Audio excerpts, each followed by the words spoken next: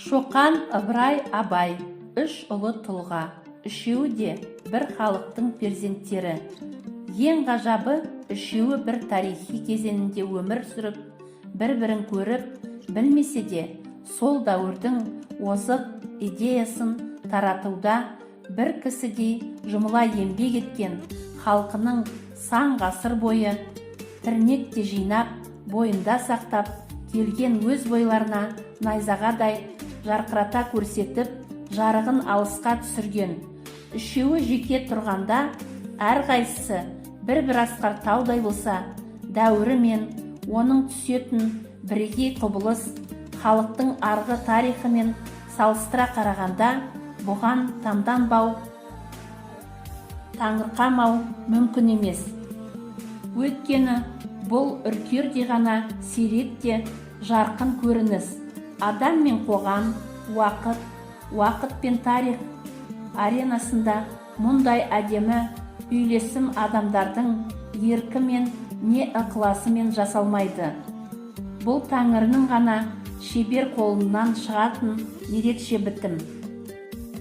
Учился Ибрай блестяще и по окончании училища остался в Оренбурге, сначала писарем у своего деда, а потом младшим толмачом у начальника Оренбургского областного управления.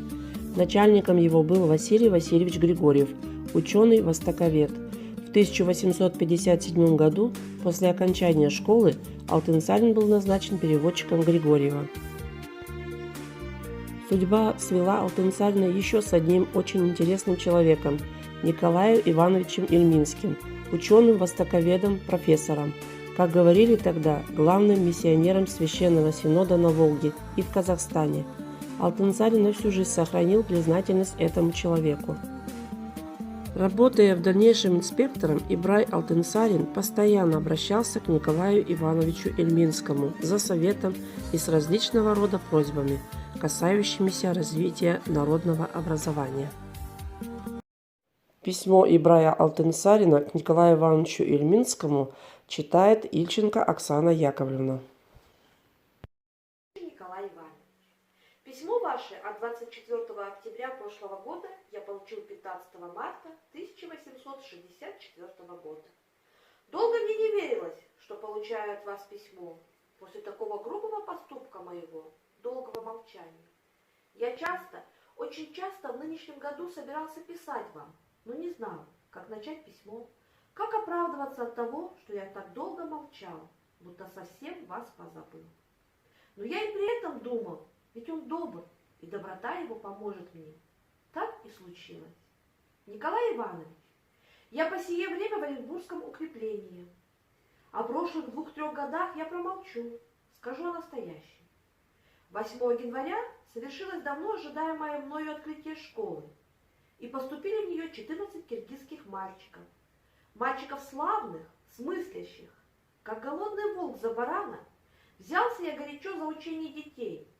К крайнему моему удивлению, мальчики эти в течение каких-нибудь 3 месяцев выучились читать и даже писать по-русски и по-татарски. Методу учения я занял у вас.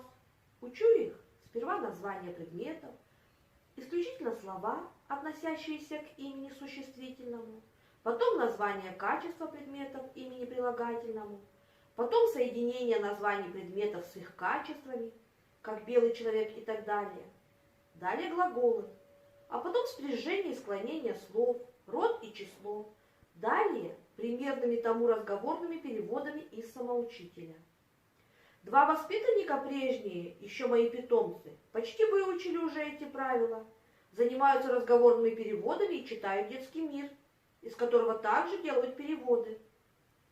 Когда воспитанники мои начнут немножко говорить по-русски, я смешаю с ними и русских мальчиков, детей здешних поселян, за что имею законное уже право. Словом, надеюсь, что эти молодцы в течение 4 лет до окончания курса будут говорить порядочно и узнают кое-что. Стараюсь всеми силами, чтобы подействовать еще на их нравственность, чтобы они впоследствии не были взяточниками. Посмейтесь надо мною. Я иногда являюсь к детям в пустое от занятий время официально мулой и рассказываю, что знаю из духовной истории, прибавляя к тому и другие полезные, удобопонятные рассказы. Из всего прописанного видите, что я теперь официально связан, и потому не могу пока ехать в Петербург или в Казань. Я прошу вас, как прежнего доброго Николая Ивановича, не забывайте только меня, а я давно имею намерение при первом удобном случае вырваться отсюда, хоть на время, и ехать в Казань. И я, если не нынче, то на другой год, да непременно приеду, непременно увижу вас, во что бы то ни стало при жизни и здоровье. Мысль эта укоренилась во мне, и думаю об этом день и ночь. Желание мое искреннее, ничем не марное, Бог должен его исполнить. Весь ваш и Браш.